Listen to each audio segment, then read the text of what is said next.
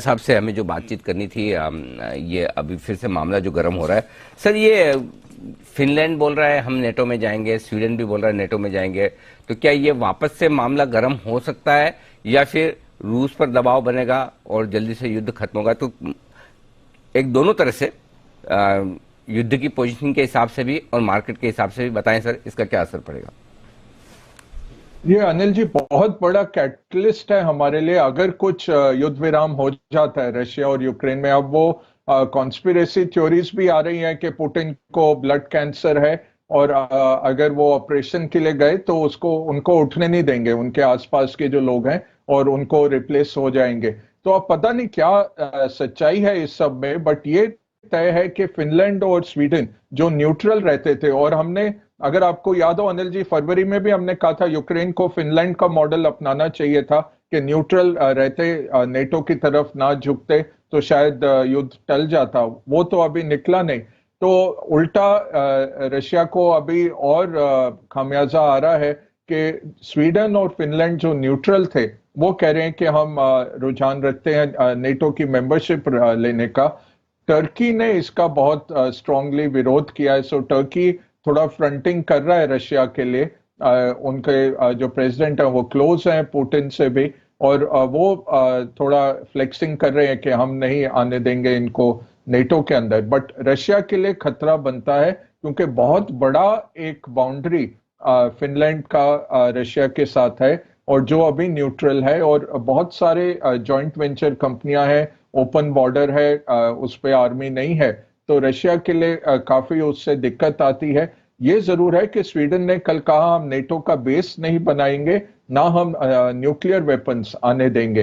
तो मिसाइलें जो जर्मनी में है, फ्रांस में है, अभी पोलैंड में नहीं है, वो स्वीडन और फिनलैंड में नहीं आएंगी। तो वो एक रशिया के लिए उन्होंने एक वे आउट किया है।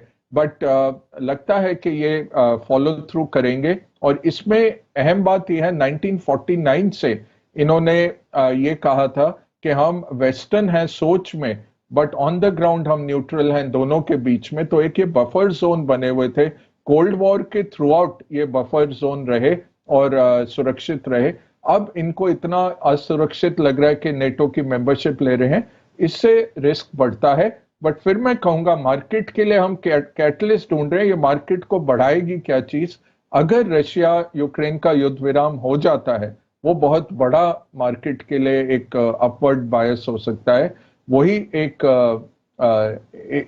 कैटलिस्ट आप कह सकते हैं इस पूरे सी ऑफ पेसिमिज्म में, जो हमें दिख रहा है कि रेट्स बढ़ रहे हैं, इन्फ्लेशन बढ़ रहा है, ग्रोथ स्लो डाउन हो रही है। उस सब में अगर ये कुछ हो जाता है, इससे दबाव पड़ के अगर आता है, मुझे नहीं लगता अभी दबाव पड़ेगा। ये देखना है पुतिन की हेल्थ कैसी है और क्या रशिया युद्ध विराम की तरफ बढ़ेगा या कितना उसका स्टेइंग पावर है, क्योंकि उसको रोज $1 बिलियन का, अनिल जी, इनकम आ रहा है रशिया को तेल और गैस से। तो साल के लगभग $350 बिलियन उनके पास आ रहे हैं, तो खर्चा तो वो कर सकते हैं। ओके, तो पैसे तो है मतलब इनके पास लड़ने के लिए अभी भी। जी। आत्मबल सर सैनिकों का? वो इनका ना, ये ऑटोक्रेसी में इनको कोई फर्क नहीं पड़ता है। 25,000 50,000 लड़के नए मारे गए, ज्यादातर कॉन्स्क्रिप्ट ही भेजे थे, 18-19 साल के, बिल्कुल जो मैच्योर सोल्जर्स नहीं थे।